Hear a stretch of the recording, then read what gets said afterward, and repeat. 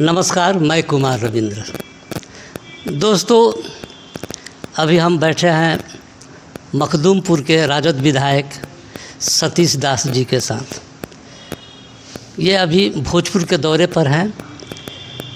पिछले 5 दिनों से सामाजिक न्याय परिचर्चा एक कार्यक्रम राजद का चल रहा है पूरे बिहार में। उसी के सिलसिले में ये भोजपुर में आए हुए थे और इनसे बात करने का कुछ मौका मिला। आज इन्हीं सब मुद्दों पर इनसे चर्चा करेंगे, बात करेंगे कि आइए सुने आप भी क्या कहते हैं। सर नमस्कार। नमस्कार, सभी को जय भीम, नमो बुद्धाय, जय जगदेव, जय मंडल।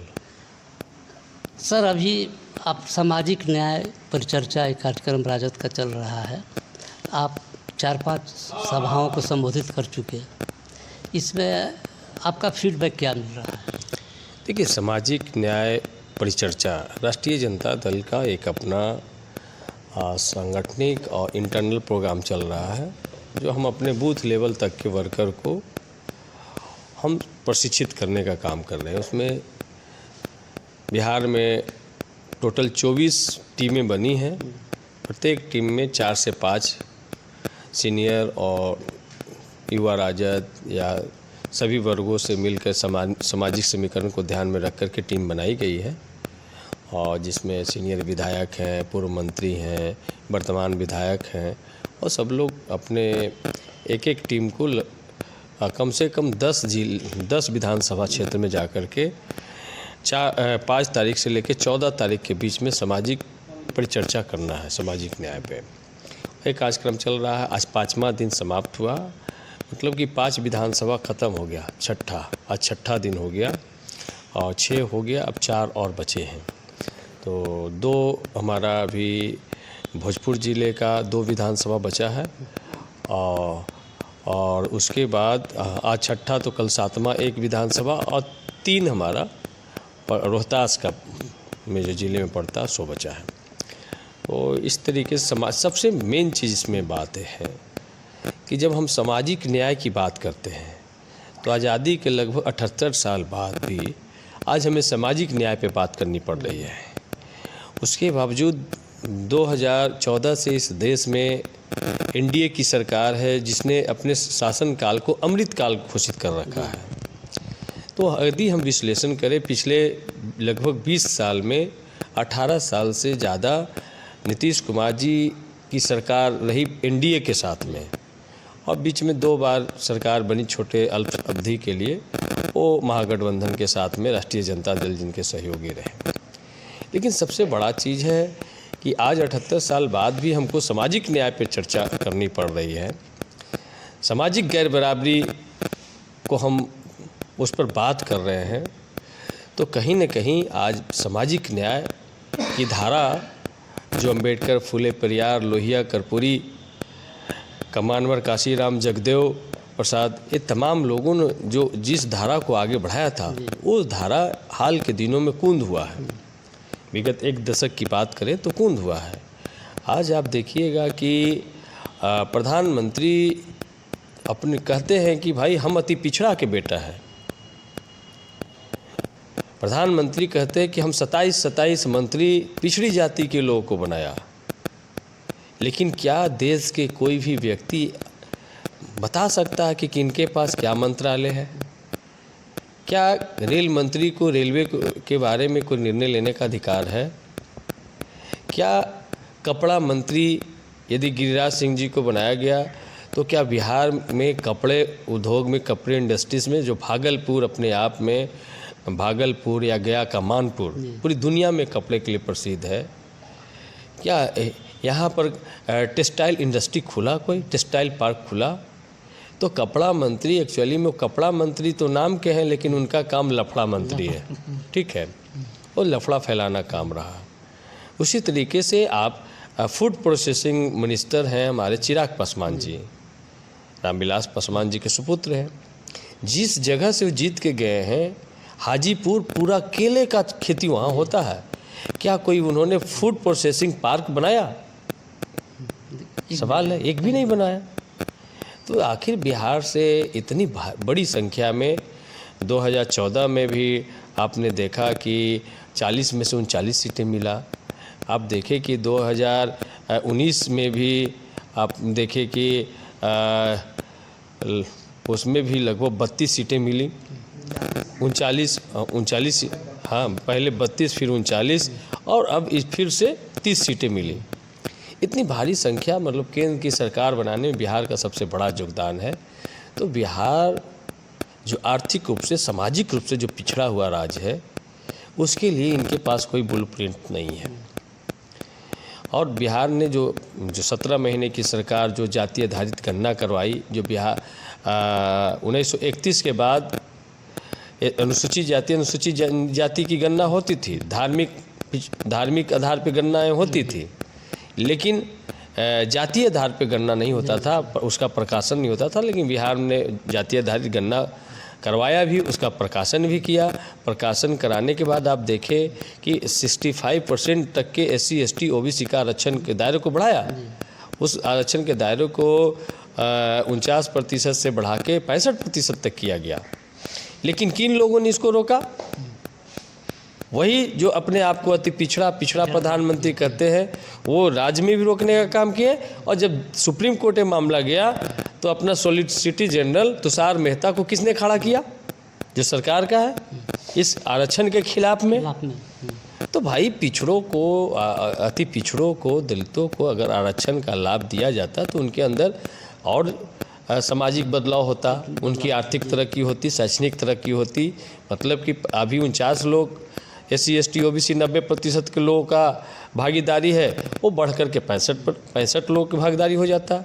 तो आपने रोकने का काम किया।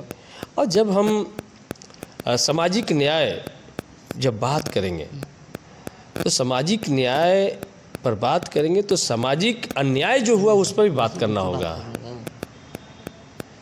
तो सामाजिक अन्याय जो हुआ, इस बार हमने सदन में जब ये बात रखी कि भाई हम अपनी प्रताड़ना पे हम बात करने के लिए आए हैं, और हमने सदन में कहा साफ कि अनुसूचित जाति जनजाति का बजट है, लेकिन एक भी अनुसूचित जाति के मंत्री को अब सामने वाला ट्रेजरी बेंच पर आप नहीं बिठाते हैं। भाई जिस दिन बजट हो उस दिन तो आप बैठाए। तो ये दिखाता है सरकार का कि भाई अनुसूचित जाति के प्रति इनकी क्या मंशा है। दूसरा हमने कहा कि आप राष्ट्रपति बन जाए, इस देश के उप प्रधानमंत्री बन जाए, किसी राज्य का मुख्यमंत्री बन जाए, आप माननीय बन जाए, 6743 जाति में आपका क्या पोजीशन है, ये आपको बार बार एहसास कराया जाता है। अच्छा सर, इस सामाजिक न्याय परिचर्चा का ये आगामी आपके जो कार्यक्रम चल रहे हैं, ये सामाजिक न्याय परिचर्चा का क्या आपका आगामी विधानसभा चुनाव में कुछ प्रभाव पड़ेगा इसका? एकदम पड़ेगा। बिहार में आपने देखा कि सभी मामलों में बिहार, चाहे पलायन के मामलों में बिहार नंबर 1, बेरोजगारी के मामले में बिहार नंबर 1, गरीबी के मामले में बिहार नंबर 1, अशिक्षा के मामले में बिहार नंबर 1, हंगर इंडेक्स के मामले में बिहार नंबर 1, कुपोषण के मामले में बिहार नंबर 1, बौनापन बच्चे जो हमारे हैं वो 43% बच्चे बौनापन के शिकार हो रहे हैं, उसमें बिहार नंबर 1।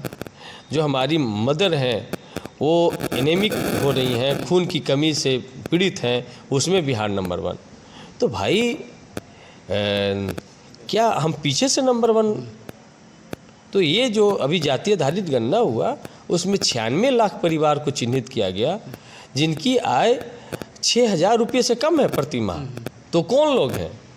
यदि उसका आर्थिक विश्लेषण कीजिएगा, सामाजिक विश्लेषण कीजिएगा, तो SC ST OBC ABC के लोग हैं। तो भाई एक 96 लाख परिवार कोई छोटा संख्या नहीं है। उनको सर हम लोगों ने फैसला लिया था कि उनको एकमुश्त 2 लाख रुपया मदद करके उनकी आर्थिक तरक्की में हम सहयोग करेंगे। क्या उसमें हमने कोई एक कदम आगे बढ़ाया? तो इसलिए बिहार के जो आगामी आने वाला चुनाव है, उस चुनाव पर इस सामाजिक न्याय परिचर्चा का बहुत बड़ा असर होने वाला है। महिलाएं, जीविका आपने बनाया, जीविका पर पूरे दुनिया में आप ढिंढोरा पीटे कि महिला सशक्तिकरण, महिला सशक्तिकरण। हम आपके स्कूल में बच्चियों को जब साइकिल आपने दिया तो उसका हम सब लोगों ने समर्थन किया कि एक अच्छी पहल थी, जिससे स्कूल आने वाली बच्चियों की संख्या बढ़ी। लेकिन जीविका दीदी जो समूह आपने बनाया उनको आर्थिक रूप से सबल करने के लिए आपने कोई प्रोजेक्ट बनाया? आपने कोई अध्ययन किया कि भाई जीविका आने के बाद कितनी महिलाएं आर्थिक रूप से सबल हुई? उनके लिए कोई प्रोग्राम नहीं किया। आप देखिए कि मध्य प्रदेश में लाडली बहन योजना शुरू हुआ।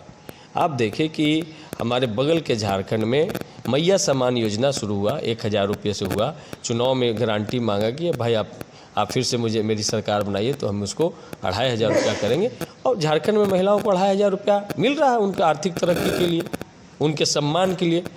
तो ये जो हम जो सामाजिक न्याय पर चर्चा कर रहे हैं उसमें ये भी बात की चर्चा कर रहे हैं कि महिलाएं जो पिछड़ गई हैं बिहार की, उनको आर्थिक रूप से सबल करने के लिए, आर्थिक रूप से सशक्त करने के लिए जब तक हम उनको आर्थिक ताकत नहीं देंगे तब तक वो स्वावलंबी नहीं बन सकते हैं।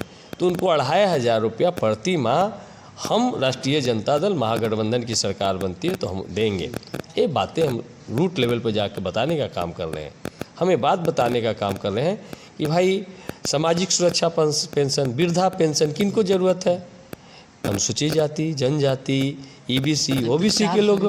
400 रुपया क्या है? समझ में नहीं आ रहा है भैया। 400 रुपया में यदि वो बीमार हैं, शुगर के पेशेंट हैं तो उसका दवाई भी हो पाएगा। हार्ट के पेशेंट है तो एक पत्ता दवाई भी आ पाएगा है। आप एक कप डेली चाय भी पी पा सकते हैं। तो 400 रुपया मजाक है, मजाक है।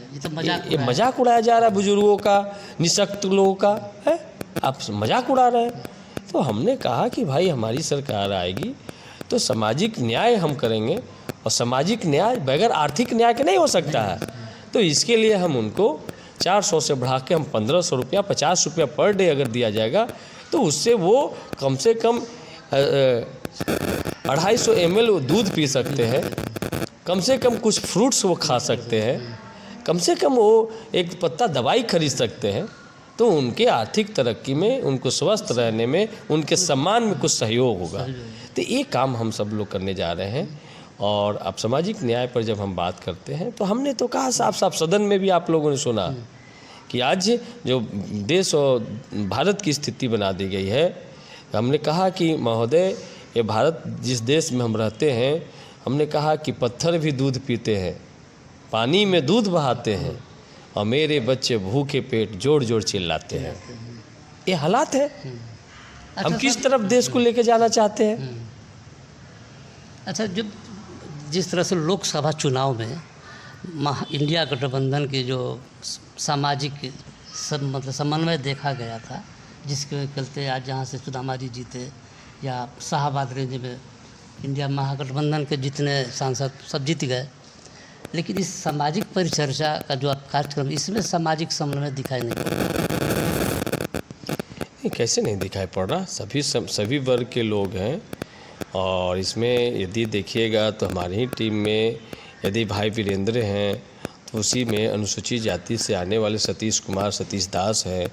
तो उसी टीम में आप देखिएगा कि भाई फूल हसन अंसारी साहब हैं। उसी टीम में अति पिछड़ा का बेटा अनिल महतो है। उसी टीम में अनुसूचित जाति से आने वाला कोई ऐसा कदावर नेता जो उसके लगता है कि राजद में अभाव हो गया है क्या? कोई ऐसा कदावर नेता, जिसे आप हैं, भाई वीरेंद्र जी हैं, इस तरह से कोई कदावर नेता जो एक चर्चित चेहरा होता है? दोस्तों नमस्कार। इस न्यूज़ चैनल में संविधान के दायरे में हमेशा जन सरकार के मुद्दे उठाए जाते हैं, इसलिए सब अधिक से अधिक सब्सक्राइब करें। इसमें व्यक्त विचार वक्ताओं के होते हैं, उससे चैनल को कोई लेना देना नहीं होता। धन्यवाद। जिसका कुछ वैल्यू भी हम लोग जानते हैं, समझते नहीं, वो आप समझ रहे हैं। लेकिन आप देखिए हर एक टीम का लीडर या तो कोई पूर्व मंत्री है, या तो वर्तमान सीनियर विधायक है, या पार्टी के सीनियर लीडर हैं। मान लीजिए एक दल के नेतृत्व करने वाले उदय नारायण चौधरी हैं, तो 2 बार स्पीकर रहे हैं। बिहार और झारखंड जब ज्वाइंट था तो उसके वो अध्यक्ष रहे हैं। किसी टीम में यदि शिवचंद्र राम हैं तो युवा राजद के जिले और प्रदेश अध्यक्ष रहे हैं, पार्टी में उपाध्यक्ष की हैसियत रखते हैं, या फिर वो पूर्व मंत्री रहे हैं, लोकसभा का चुनाव वो लड़े हैं। तो इस तरीके से किसी टीम में इसी तरीके से टीम बनाई गई है कि उसमें भोजपुर में खासकर तो हम भोजपुर की ही बात करेंगे। तो भोजपुर में भाई वीरेंद्र हैं, हम हैं, तो 2 लोग हैं, उसके साथ में युवा राजद जो नई पीढ़ी है उनको भी शामिल किया गया है। अल्पसंख्यक बोर्ड के अध्यक्ष जो रहे वो मेंबर रहे हैं फूल हसन अंसारी साहब, वो हमारे साथ हैं। तो ये एक अच्छी टीम है जो अपनी जाकर के सामाजिक परिचर्चा जो है, सामाजिक न्याय परिचर्चा, उसमें अपने असरदार तरीके से जो उनका विषय है उस पर वो अपनी बात रख रहे हैं। तो सवाल है कि सामाजिक न्याय, जो सामाजिक प्रताड़ना हुआ है कि आज 78 साल बाद भी हम अपने आप को आर्थिक सामाजिक रूप से पिछड़े हुए महसूस कर रहे हैं, इस पे बात हम कर रहे हैं। तो हमने साफ साफ कहा कि ये लड़ाई कोई लालू प्रसाद यादव जी ने शुरू नहीं की, ये लड़ाई आज से 3000 साल पहले से शुरू है। सबसे पहले गौतम बुद्ध ने कहा, जब यही बिहार की धरती बोध गया पर जब उनको ज्ञान प्राप्त हुआ, तो उन्होंने कहा कि प्रत्येक मनुष्य जन्म से बराबर है। इसका मतलब उसके पहले या उसके बहुत बाद में भी जन्म से लोग मनुष्य बराबर नहीं था। उसको उन्होंने बार बार बताया लोगों को कि प्रत्येक मनुष्य जन्म से बराबर है।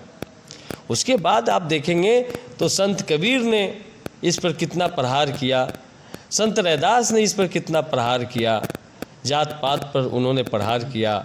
और इसको बाद में आप देखिएगा तो पेरियार ने या ज्योतिबा फुले सावित्रीबा फुले ने या डॉक्टर अंबेडकर ने, साहू जी महाराज ने तो भाई पहली बार SC ST OBC के लिए अपने शासन में आरक्षण लागू किया, आरक्षण दिया था।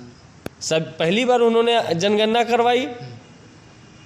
साहू जी महाराज ने छात्रवृत्ति अगर नहीं दिए होते तो बाबा साहब नहीं पढ़ पाते। एक अति पिछड़े समाज के प्रधानमंत्री आरक्षण को रोक दे रहा है। और भाई प्रधानमंत्री तो इसीलिए हमारे राम मनोहर लोहिया साहब हों, उन्होंने भी कहा, जब राजनीति जब शुरू हुई देश में आज़ादी के बाद, उन्होंने कहा कि सन सोपा ने बांधी घाट, पिछड़ा पावे 100 में 60। उसी बात को जगदेव बाबू ने कहा कि 100 में 90 शोषित है, शोषितों ने ललकारा है, धन और धरती राजपाट में 90 भाग हमारा है। बाद में मानवर काशीराम साहब आए तो इसको और सरल किए, जिसकी जितना संख्या भारी उसकी उतनी हिस्सेदारी की बात की। कर्पूरी ठाकुर ने जब इस पिछड़े अति पिछड़ों को जब रिजर्वेशन यहाँ पर लागू किया तो कौन लोग विरोध कर रहे थे। जब BP सिंह ने मंडल कमीशन का रिपोर्ट 7 अगस्त 1990 को लागू किया तो कौन लोग आत्मदाह कर रहे थे, कौन लोग विरोध कर रहे थे। आज वो किनके साथ खड़ा है, ये बात लोगों को समझने की ज़रूरत है। तो इसलिए सामाजिक न्याय परिचर्चा, जो सामाजिक प्रताड़ना हुआ, सामाजिक अन्याय हुआ है, उस पर बात किए बगैर कंप्लीट नहीं हो सकता है। इसी बिहार में ना खटिया पे बैठने की लड़ाई था, कुर्सी पे बैठने का लड़ाई था, गरीबों की माँ बहनों के साथ में कुकर्म हो जाता था, वो थाना नहीं जाने का साहस हिम्मत था, उसकी हत्या हो जाता था, वो FIR कराने का साहस हिम्मत नहीं रखता था। ये सवाल था कि नहीं सवाल था। तो इस सवाल को सॉल्व जब लालू प्रसाद यादव जी का राजनीति में, बिहार के राजनीति में उभार हुआ, तो लालू प्रसाद यादव जी कहते हैं कि भाई एक प्रधानमंत्री का जान का कीमत और एक आम इंसान की कीमत ये बराबर है। लालू प्रसाद यादव जी कहते हैं कि जब इंसान ही नहीं रहेगा तो मंदिर में घंटी कौन बजाएगा, मस्जिद में इबादत कौन करेगा। उनका बहुत चर्चित रहा। चर्चित चीज़ें रहा। और सामाजिक न्याय पर उन्होंने लोगों को विश्वास दिलाया कि यदि तुम्हारे साथ कोई प्रताड़ना होता तो थाना में जाओ, कुर्सी खींच करके बैठो, FIR लिख करके दो। यदि FIR नहीं करता है तो लालू प्रसाद यादव पटना में बैठा है उस पर FIR करेगा। एक शासन प्रशासन में एक बदलाव आया, भूचाल आया। और उसके बाद एक दलित पिछड़ों में उभार आए। ये नीतीश को जंगल राज की बात करते हैं लोग। तो जंगल राज तो वही लोग ना कहते हैं, हम तो कहते हैं कि जंगल राज बगैर जानवर का जंगल होता है क्या। तो जंगल राज में जानवर कौन था, किनके बस्तियों से जब गरीब गुरबा पार होते थे तो चप्पल खोल करके माथा पे रखना पड़ता था, किनके बस्तियों से साइकिल से पार होना होता था तो उस पर से उतर करके लुढ़का करके साइकिल ले जाना होता था। ये लोग भूल गए क्या। असली जंगल राज तो वही था।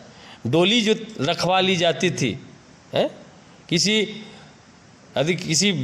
वर्ग विशेष के यहाँ अगर मंदिर है तो आप वहाँ जा कर के आप दरवाज़ा लगाने समय वहाँ जाके आप इबादत नहीं कर सकते थे। दूर में एक ईंटा रखा होता था और वो ईंटे की दूरी होती थी कि यदि आप पिछड़ा हैं तो यहाँ तक जाएंगे, दलित है तो आप यहाँ तक जाएंगे, दलित में भी महादलित है तो आप यहाँ तक जाएंगे और यहीं तक आपको गोड़ लग के वापस आ जाना है। मंदिर के चौखट तक जाने की इजाज़त नहीं था। ये बातें तो समझ में, ये भोजपुर तो उसका उस शोषण का इलाका रहा है। यहाँ तो आंदोलन, यहाँ तो हम यही कारण है कि नक्सली मूवमेंट यहाँ पड़ा। और हम तो ये कहते हैं कि 1990 से पहले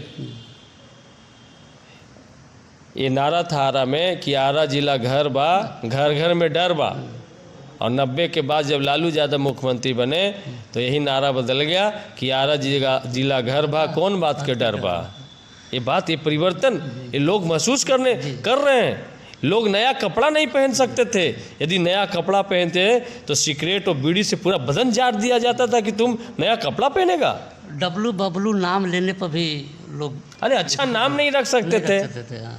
यदि कोई बिक्की नाम रख लिया, प्रधुमन नाम रख लिया, विक्रमादित्य नाम रख लिया तो उसकी हत्या हो जाती थी। ये तो अब आज भी देख रहे हैं, हम लोग भी सामने गुजरा है। आज भी देख ले रहे हैं कि भाई देश में बहुत सारे हिस्से ऐसे हैं कि आप घोड़ा पे आप बारात नहीं लगा सकते हैं, मूछें नहीं रख सकते हैं, तो भाई बुलेट पे नहीं बैठ सकते हैं, तो इसके लिए हत्या हो जा रहा। तो इसलिए ये सामाजिक न्याय एक जिहन है, सामाजिक न्याय एक सोच है जो सदियों तक आपको प्रैक्टिस कराया गया कि भाई ये शूद्र है, ये अछूत है, इसकी परछाई से भी परहेज करो। अच्छा सर, अब महाबोधि मुक्ति को लेकर के आप काफ़ी आपकी सराहनीय भूमिका रही है। अब आगे की रणनीति आपकी क्या है? देखिए, महाबोधि महाविहार 1949 बीटी एक्ट का जो मामला है, BTMC एक्ट, बोध गया टेम्पल मैनेजमेंट कमेटी एक्ट जो है वो भेदभावपूर्ण एक्ट है। ये 1949 में बना, जिसमें व्यवस्था की गई कि 4 उसमें बौद्ध होंगे, 4 उसमें हिंदू धर्म के मानने वाले वो भी स्वर्ण लोग होंगे, और उसके बाद उसके पदेन जिला पदाधिकारी होंगे। जिला पदाधिकारी वही होंगे जो हिंदू होंगे। इसी वजह से आज तक गया में कोई इस्लाम धर्म के मानने वाले अगर जिला पदाधिकारी गए भी तो फिर उस बोध गया का अध्यक्ष DDC को बना दिया गया, सीनियर ADM को बना दिया गया। तो ये व्यवस्था बना करके रखा गया। तो 1949 में जो एक्ट बना उसका राहुल शंकर त्याग ने भी विरोध किया था, नेहरू जी ने भी कहा था कि देश को आज़ाद हो जाने दो और हम लोग इसको देखते हैं और इसमें हम लोग बदलाव करेंगे। लेकिन वो बदलाव नहीं हुआ। 25 साल पहले सुरेश देसाई जी ने लड़ाई शुरू की और बड़ी लड़ाई हुई, लेकिन सोशल मीडिया नहीं था, प्रचार प्रसार नहीं था, जिसके वजह से सिर्फ एक मामूली सा बदलाव करके कि भाई अब सेक्रेटरी बौद्ध हो सकता है। उस समय लालू प्रसाद यादव जी मुख्यमंत्री थे, उन्होंने सेक्रेटरी भी हिंदू होते थे उसको बदल के उन्होंने बौद्ध करने का काम किया। बाद में उन्होंने प्रपोजल बनाया था BTMC को हटा करके बौद्धों को सौंपने का, लेकिन उसी बीच में उनको जेल हो गया और जेल जाने के बाद फिर वो दूसरे तरफ मामला हो गया। तो 25 साल बाद ऑल इंडिया बौद्धिस्ट फोरम, तमाम संगठन, बौद्ध धर्म के मानने वाले, अंबेडकर, फुले पेरियार, मानवर काशीराम, जगदेव बाबू के मानने वाले लोग फिर से इकट्ठा हुए और 12 फरवरी से लगातार अनिश्चितकालीन धरना बोध गया में चल रहा था, जिस पे प्रशासन ने लाठी चलाने का काम किया, लोग को उठा करके दमन करने का काम किया। लेकिन पूरे देश में BTMC की लड़ाई फैली और उसके बाद जिला प्रशासन, मुख्यमंत्री आप बोध गया से पटना तक बौद्धों ने पैदल मार्च किए। 12 तारीख को पूरे विश्व से लोग आ रहे थे। लेकिन अभी जो देश में युद्ध की स्थिति उत्पन्न हुई और IPL मैच से लेकर तमाम चीज़ों को कैंसिल किया गया, तो बौद्ध धर्मावलंबियों पर भी प्रशासन के द्वारा लगातार दबाव और प्रेशर डाला गया। और अभी आकाश लामा जी ने घोषणा की कि हम इस धरना को स्थगित करते हैं देश के हालात को देखते हुए। लेकिन ये आंदोलन ख़त्म नहीं हुआ है। अब ये भेदभावपूर्ण एक्ट कोई बर्दाश्त करने के लिए तैयार नहीं है। जब आर्टिकल 25 से लेकर आर्टिकल 28, आर्टिकल 26 कहता है कि किसी भी व्यक्ति को धर्म मानने का उसके धार्मिक स्थल को संरक्षण करने का, उसका प्रचार प्रसार करने का उसको स्वतंत्र अधिकार है, तो फिर ये बौद्धों पर क्यों नहीं लागू होता है? इसलिए हमने कहा कि अध्यक्ष महोदय, यदि ये सिर्फ बौद्ध धर्म के लिए क्यों है महोदय? यदि हो तो अयोध्या में भी इस्लाम धर्म के मानने वालों को मेंबर बनाइए, जैन धर्म के मानने वालों को मेंबर बनाइए, बौद्ध धर्म के मानने वाले लोगों को मेंबर बनाइए, और नहीं तो फिर बौद्ध महाविहार बौद्धों को हाथ में सौंपिए। ये छोटी सी तो मांग है। एक बौद्ध महाविहार आप नहीं दे पा रहे हैं, जिसका पूरा यूनेस्को जो 2002 में यूनेस्को ने जो वर्ल्ड हेरिटेज साइट घोषित किया है, उसमें साफ साफ बौद्ध स्थल लिखा हुआ है, बौद्ध स्थल सारे एविडेंस बौद्ध स्थल के रूप में है। तो फिर आप उसमें हिंदू परंपरा से उसमें पूजा करने का बौद्ध को ही कपड़ा ओढ़ा करके बुद्ध को ही 5 पांडव बना देते हैं, जहाँ पे दान पात्र रखाता एक पत्थर है उसको आप दूसरे चीज़ बना देते हैं। तो ये दूसरे धर्म के अतिक्रमण से आपको क्या हासिल होना है? अरे भाई, जिसका जो आस्था है उस आस्था को अपना मानने दीजिए। भारत के एक धर्मनिरपेक्ष राज्य है, उसमें सबको अपना धर्म मानने न मानने का अधिकार है, अपना पूजा पत्ती करने का अधिकार है। तो भाई आपके लिए बहुत सारे मंदिर हैं, आप उसको दीजिए, वो पूरी तरीके से बौद्ध धर्म को सौंपा जाए, यही इसकी लड़ाई है। अच्छा सर, हमारा चैनल आर्थिक संकट से गुजर रहा है। अगर आपको हमारी वीडियो अच्छी लगती है तो स्क्रीन पर दिए QR कोड को स्कैन करें और हमें कुछ धनराशि का सहयोग करें। धन्यवाद। ये आजकल ये फूले फिल्म रिलीज हुई है, इसका काफ़ी विरोध कोई कर रहा है। देखिए, फूले क्या उचित है या विरोध? नहीं, फूले फिल्म तो कोई बनावटी कहानी पर तो है नहीं, कोई छावा फिल्म तो है नहीं है, जिसका प्रचार प्रसार कश्मीर फाइल्स है, केरल स्टोरी है। और आपने देखा कि किस तरीके से प्रधानमंत्री एक फिल्म के प्रचार करते हैं कि आजकल छावा की बड़ी धूम है, जो झूठी कहानी पर, जिसके डायरेक्टर ने ही स्वीकार किया कि भाई ये कल्पना है, इसमें झूठ बहुत सारी चीज़ें दिखाया गया है। लेकिन जो आपने देखा कि भाई फूले के पर जो आपत्तियां दर्ज की गई, सोच लिए कैसा आपत्ति दर्ज किया गया कि भाई उसमें सावित्रीबाई फूले जब पहली बार बच्चियों को पढ़ाने के लिए घर से बाहर निकलते हैं, तो पुरुषवादी मानसिकता, मनुवादी, ब्राह्मणवादी मानसिकता के लोग उन पे गोबर, कीचड़ और पत्थर मारते हैं। तो भाई पत्थर मारने वाले का जो वेशभूषा है वो ब्राह्मणों से मिलता है, इसलिए ब्राह्मणों की भावना आहत होती है। लेकिन 90% के प्रतीक सावित्रीबाई फूले पर पत्थर और गोबर फेंका जाता है, मल मूत्र फेंका जाता है, उससे 90% लोगों का भावना आहत नहीं होता है। ये है भारत सरकार का सेंसर बोर्ड। और 16 जगह पे कैंचियाँ चलाई गई, लेकिन हम उसके डायरेक्टर अनुराग कश्यप को धन्यवाद देते हैं कि उन्होंने ना तो माफ़ी मांगा और उन्होंने कहा कि भाई जब तुम ही कहते हो कि जात पात नहीं है, तो फिर तुम अपने आप को ब्राह्मण क्यों घोषित कर रहे हो? हैं? और ब्राह्मण है तो कैसे है तुम श्रेष्ठ हो, बाकी लोग तुमसे नीचा हैं। और उन्होंने माफ़ी मांगने से, बहुत सारे सीन को काटने से इनकार किया। और देश में रिलीज हुई है मूवी, उसके विरोध में वही लोग उतरे सड़क पे जो हमारी परछाई से छुपा रहे थे, जो हमारे लिए विद्यालय का दरवाज़ा बंद किए हुए थे, जो हमारे लिए ज्ञान की बात सुन लेने पर शीशा पिघला के डालने का नियम बनाए थे, जो सत्य बोलने पर जिह्वा छेदन दंड का प्रावधान किए थे, एक आसन पर बैठने पर उसकी चुतर कटवाकर या उसके चुतर दगवाकर देश से निकाला करने का सज़ा दे रहे थे, जो महिलाओं को कहते थे कि अधम जाति में विद्या पायो, भयो अथामुखी दूध पिलायो, वो लोग को कह रहे थे।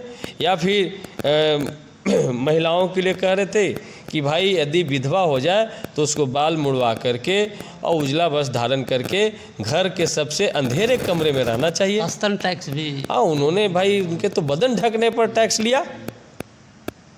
तो कोई इस पर फिल्म बनाएगा तो भाई वो जो टैक्स दे रहा है उसका भावना आहत नहीं हो रहा, जो टैक्स ले रहा है उसका भावना आहत हो रहा है। तो साफ साफ ये दिखाता है कि किस तरीके से इस देश में शासन व्यवस्था काम कर रहा है और मनुवादी मीडिया, मनुवादी लोग, मनुवादी शासन व्यवस्था पूरी तरीके से एक रंग में रंगे हैं और बहुजन आइडियोलॉजी पर लगातार प्रहार किया जा रहा है। इसलिए 90% लोगों को सामने आना होगा और संविधान यदि नहीं बचेगा तो उनका कोई भी अधिकार नहीं बचेगा। संविधान में बाबा साहब ने बहुत मुश्किल से एक एक चीज़ों को संवैधानिक जामा पहनाने का काम किया। आपके बोलने की आज़ादी संविधान में दिया, आप बराबर हैं, आर्टिकल 14 ने बताया, फ्रीडम ऑफ स्पीच दिया, फ्रीडम ऑफ मूव दिया, फ्रीडम ऑफ एक्सप्रेशन दिया, फ्रीडम ऑफ एजुकेशन दिया। ये तमाम चीज़ें आपको पहले जो अधिकार नहीं था उस संविधान में फंडामेंटल राइट्स में इन तमाम चीज़ों को ऐड किया गया। इसलिए संविधान को बचाना जरूरी है। इसलिए हम लोगों से अंतिम सवाल होगा हाँ। कि सर ये लाल पट्टी जो आप लेके देखते हैं कि ये आपका सिंबल बन गया है, ये इसका क्या रहस्य है? नहीं, कोई रहस्य ये नहीं रहस्य है। या कोई राज है? कोई राज नहीं है। एक्चुअली में हमारा पूरा परिवार कम्युनिस्ट बैकग्राउंड से रहा, और जब हम पहली बार विद्यालय जा रहे थे, मतलब इंटर में जब एडमिशन हुआ, तो हम पहली बार जब हम जा रहे थे तो हमारे दादा, हमारे छोटे अंकल ने एक लाल थैला दिया कि भाई ऐसे किताब हाथ में लेके जाते हो अच्छा नहीं लगता है, ये थैला तुम अपने साथ रखना। और जब इस कॉलेज में हम जाने लगे तब से ये थैला मेरी पहचान बन गई, और मेरा पैशन है, मेरा एकदम टसन है ये, ठीक है। और जब भी हम इस थैले के साथ होते हैं तो एक अन्याय के खिलाफ में लड़ने का एक जुनून होता है। मेरे साथ लगता है कि एक मेरे साथी है, ये साथी के रूप में मेरे साथ रहता है। और हम रोज़ बरोज़ आप देखते होंगे कि जातिवादी ताकत, मनुवादी ताकत, ब्राह्मणवादी ताकत, पूंजीवादी ताकत, और ये आप देखिएगा इस भ्रष्ट व्यवस्था से रोज़ बरोज़ हम टकराते हैं। इसलिए हम अपना कफन साथ लेके चलते हैं। ठीक है सर, बहुत बहुत धन्यवाद। दोस्तों, आपको सतीश दास जी के विचार कैसे लगे? अगर आपको अच्छे लगेंगे तो निश्चित ही लाइक, शेयर, कमेंट और सब्सक्राइब अवश्य करेंगे। बहुत बहुत धन्यवाद।